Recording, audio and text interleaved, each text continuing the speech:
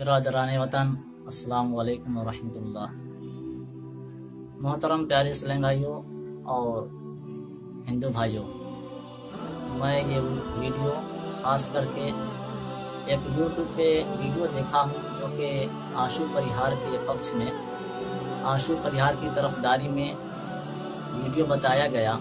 اور اس میں کہا گیا یہ صحیح کہہ رہی تھی۔ محترم پیارے اسلام بھائیوں، یہ ویڈیو خاص کر اسی لیے بنا رہا ہوں، کوئی دیکھے یا نہ دیکھے آشو پریہار ضرور دیکھے۔ جب اس نے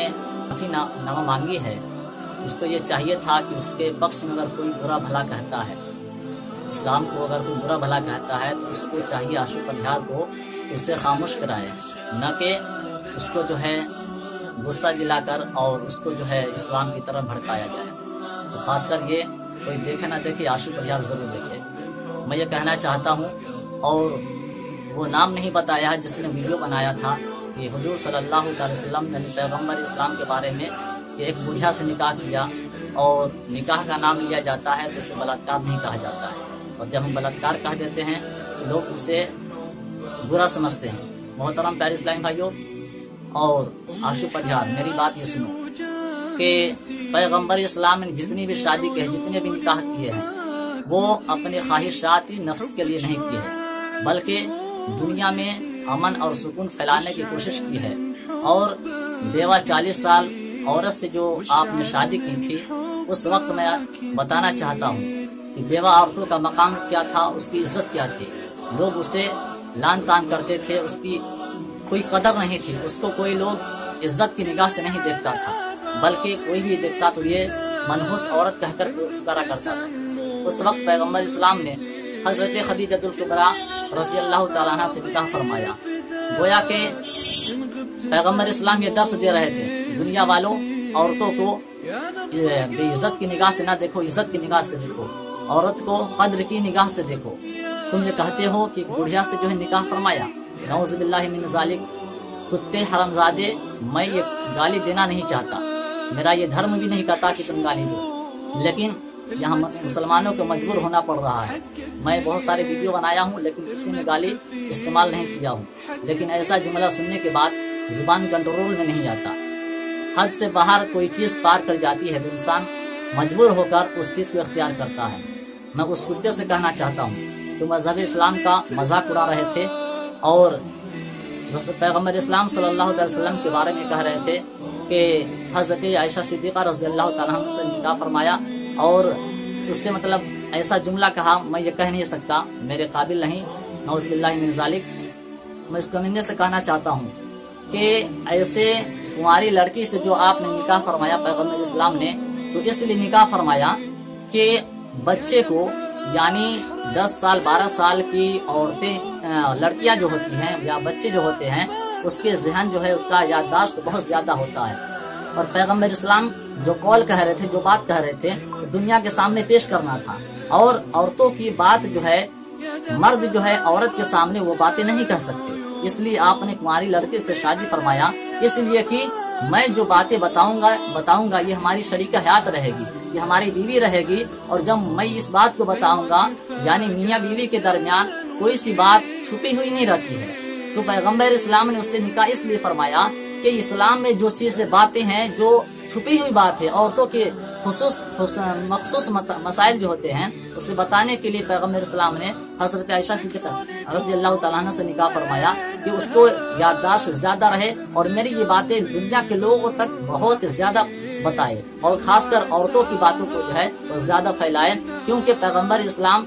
عورتوں سے بہت ہی زیادہ حیا، بہت ہی زیادہ شرم کرتے تھے، یعنی عورتوں کو بیچ میں کوئی اس کی باتیں ہوتی تو بتانے میں جو ہے حیا کرتے تھے۔ ہم اور آپ بھی دیکھ لیں کہ ہم اور آپ بھی جو ہے اگر کسی کو اور کسی عورت کو کوئی بات بتانا چاہتے ہیں تو ہمیں شرم محسوس ہوتی ہے کہ ہم اس کو کس طرح بتائیں، لیکن ہم اس کو آسانی کے ساتھ بتا سکتے ہیں کہ ہم اپنے بیوی کو اس بات کو بتا دیں اور ہماری بیوی وہ دوسرے عورتوں کو بتا سکتی ہے، اس میں کوئی شرم اور کوئی مطلب جو ہے کوئی مطلب نفرت والی بات نہیں ہو سکتی ہے۔ پیغمبر اسلام نے ایسے مطلب تمہاری لڑکی سے شادی اس لیے فرمایا، ان کا مقصد یہ نہیں تھا کیا جائے، بلکہ مقصد یہ تھا کہ اللہ تبارک و تعالیٰ کا پیغام جو عورتوں کے لیے خاص کر کے نازل ہوتا ہے، اترتا ہے، اسے عورتوں میں پھیلایا جائے، عورتوں کو جو ہے بتایا جائے कि मजहब इस्लाम औरतों को ये मसाइल किस तरह बताता है, तो पैगम्बर इस्लाम ने हजरत आयशा सिद्दीका रज़ियल्लाहु तआला अन्हा से निकाह फरमाया और 40 साल बेवा से इसलिए निकाह फरमाया कि उस वक्त मक्का की धरती पर कोई बेवा औरत का कोई वकार, कोई इज्जत नहीं थी। इसलिए आपने निकाह फरमाया कि ये दुनिया वालों देखो, औरत को बे इज्जत की निगाह से ना देखा करो, कद्र की निगाह से देखा करो, क्योंकि ये तुम्हारे कभी माँ बनती है, कभी बहन बनती है, कभी तुम्हारी औलाद होकर नेमत बनती है। मोहतरम प्यारे इस्लामी भाइयों और हिंदू भाइयों, मेरे ये वीडियो को जरूर देखे और अपने दिल की गहराई में जाकर सोचे। मैं आपको बता दूं कि लोग कहते हैं कि मजहब इस्लाम जो है बुरी राह पे ले जाता है। मैं उससे कहना चाहता हूं कि हिंदुस्तान के रिवाज को देख ले। जब पैगम्बर इस्लाम जब इस हिंदुस्तान में इस्लाम नहीं फैला था तो यहाँ क्या काले करतूत थे। यहाँ तो खुद जो है एक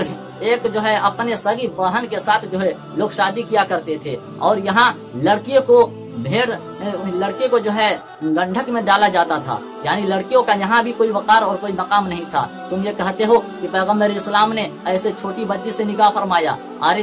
तुमको ये पता नहीं है कि पैगम्बर इस्लाम ने उससे जो निकाह फरमाया है, इसलिए निकाह फरमाया है कि औरतों के मखसूस मसाइल जो है, ताकि हमारी उम्मत के माँ बहनों को, उम्मत को जो है हमारे सारे चाहने वालों को अच्छी तरह से मसाइल मालूम हो जाए कि उनके जिंदगी में जो मरहले आते हैं, उनके जिंदगी में जो मोड़ आते हैं, काम आते हैं, उनमें आसानी से मजहब इस्लाम की बात पहुंच जाए। और इसलिए निकाह फरमाया कि हजरत आयशा सिद्दीका रज़ियल्लाहु तआला अन्हा के निकाह से इसलिए फरमाया कि वो जो है तुम्हारी लड़की थी और याददाश्त ज्यादा था और वो ज्यादा से ज्यादा इस्लाम की बातों पर अमल करती थी और इस्लाम की बातों को ज्यादा से ज्यादा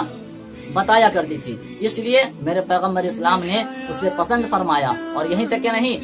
खुद हजरत आयशा सिद्दीका रज़ियल्लाहु तआला अन्हा के वालिद गिरामी खुद पैगम्बर इस्लाम से निकाह का पैगाम लेकर आया। मेरे पैगम्बर इस्लाम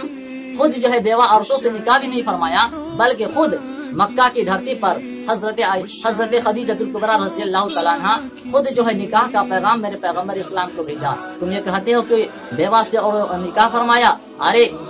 जो इज्जत मकाम मिली है औरतों को, जो रुतबा मिला है, आज जो तुम देवी और देवता बनाते हो, ये किसका देन है? ये पैगम्बर इस्लाम का देन है कि औरतों के मकाम को बताया, औरतों की इज्जत को बताया कि औरतों की इज्जत इस तरह से करो। मोहतरम प्यारे इस्लामी भाइयों और हिंदू भाइयों, मेरी ये वीडियो जरूर देखे और अपने दिल की गहराई से सोचे कि मजहब इस्लाम क्या बताता है और क्या कहना चाहता है। मैं ये कहना चाहता हूँ कि सारे हिंदू भाई खराब नहीं होते, लेकिन कुछ ऐसे लच्छे लफंगर होते हैं जो मजहब इस्लाम को उछालते हैं और बुराई से उसका नाम लेते हैं, ताकि जो है आपस में तकरार हो और लोग जो है आपस में खून रेजिया करे और आपस में ही बर्बाद हो जाए। मैं ही आज की बात बता दूं कि नमाज जुमा के लिए जा रहा था, लेकिन नमाज जुमा के लिए नहीं जा रहा था, बल्कि मैं नहा गुस्ल करने के लिए जा रहा था। रास्ते में एक बुढ़िया जो है कीचड़ उछाल रही थी। जब मैं वहाँ पहुँचा तो वो देखकर हमें रुक गई और कहने लगी कि मौलाना साहब इधर से गुजर जाए, पानी ये कीचड़ वाला है, आपको नमाज पढ़ना है। मेरे दिल से उस वक्त दुआ निकली कि अल्लाह तबारक तआला ऐसी समझ सारे हिंदू भाइयों को अता फरमाए, सारे हिंदू माँ बहनों को जो है ऐसी समझ अता फरमाए। अगर वो चाहती तो कीचड़ भी फेंक सकती थी, लेकिन ऐसा नहीं। तो मैं ये कहना चाहता हूँ, सारे हिंदू खराब नहीं होते और सारे हिंदू जो है बेकार नहीं होते, बल्कि कुछ ऐसे लुच्चे लफंगर है जो ऐसी खींचातानी करते हैं। और आंसू परिहार तुमको ये चाहिए था कि जब तुमने गलती की है तो माफीनामा अगर मांगी है तो तुम्हारे पक्ष में, तुम्हारी तरफदारी के लिए अगर कोई इस तरह की बातें करता है तो मुझे उससे समझाना चाहिए था कि मैंने ये गलती कर दी है, तुम दोबारा ये गलती क्यों कर रहे हो। जब ये गलती करते ही रहोगे तो ये लफड़ा, ये झगड़ा कहाँ तक मिटेगा। आज तुमसे अगर दुश्मनी हो रही है तो कल दूसरे से दुश्मनी होगी। और इस तरह से खराब के साथ अच्छे भी बदनाम हो जाते हैं और खराब के साथ जो है अच्छे भी उसमें फंस जाते हैं। मैं गुजारिश करता हूँ कि पैगंबर इस्लाम के बारे में कोई बुरा और भला शब्द न कहा जाए, वरना मुसलमान हर चीज बर्दाश्त कर लेता है। आप देख ले, गुजरात की सरजमीन पर, वर्मा की सरजमीन पर, आसाम की सरजमीन पर क्या मुसलमान को सताया नहीं गया? बहुत सताया गया, लेकिन मुसलमान सिर्फ और सिर्फ जो है उसके लिए दुआएं मग़फ़िरत करते रहे, उसके लिए अपने हाथों को उठाकर बारगाह खुदा में उसके दुआ के लिए हाथ उठते थे और अल्लाह तबारक व तआला की बारगाह में बख्शिश के लिए दुआ करते थे। लेकिन ये हरगिज नहीं हो सकता कि हम दुआ के सहारे इस चीज को दफा कर सकते हैं। अगर ये चीज अगर नहीं रुकी तो मोहतरम हिंदू भाइयों, मैं आपसे कहना चाहता हूँ कि ऐसा दिन आएगा कि हिंदुस्तान के सरजमीन पर सिर्फ और सिर्फ खून की नहरें जारी हो जाएगी। मैं ये कहना चाहता हूँ کہ ہندوستان میں امن اور شانتی پھیلانا ہے تو بھائی چارگی اختیار کرو، کسی کے دھرم کے کھینچا تانی نہ کرو، ورنہ ایسا دن آئے گا کہ ہندوستان پر جو ہے بہت ساری پریشانی اور مصیبت آئیں گی اور لوگ آپس میں ٹکرائیں گے اور آپ خود دیکھ لیں گے کہ اس کا انجام کیا ہوگا۔ اسی کے ساتھ میں آپ سے رخصت ہو رہا ہوں۔ اللہ حافظ۔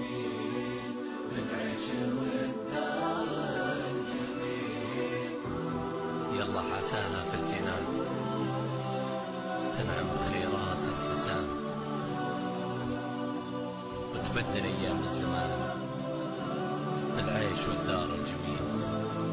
بالعيش والدار الجميل. يلا عساها